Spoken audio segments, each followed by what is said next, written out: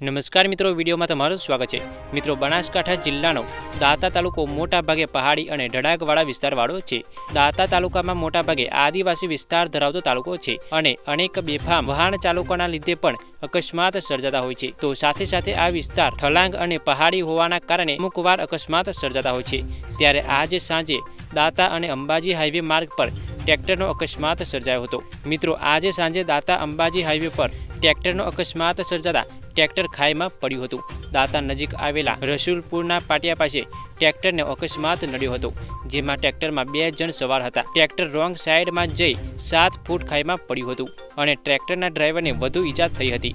આ ઘટનાની જાણ થતાં જ ઘટનાના સ્થળે લોકોના ટોળે ઉમટી પડ્યા હતા। ટ્રેક્ટરના ડ્રાઈવરને વધુ ઈજા થતાં 108 મારફતે દાંતા રેફરલ હોસ્પિટલ ખસેડવામાં આવ્યો હતો, જ્યાં આ અકસ્માતમાં વધુ ઈજાઓ થવાથી ટ્રેક્ટર ડ્રાઈવરનું મોત નીપજ્યું હતું।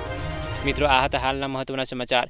મિત્રો, આજનો વિડીયો તમને થોડો પણ પસંદ આવ્યો હોય તો વિડીયોને એક લાઇક કરીને જજો અને ચેનલને સબસ્ક્રાઇબ તો અવશ્ય કરી જ દેજો, જેથી તમને આવી જ રોજબરોજની તાજા ખબરો મળતી રહે। ધન્યવાદ।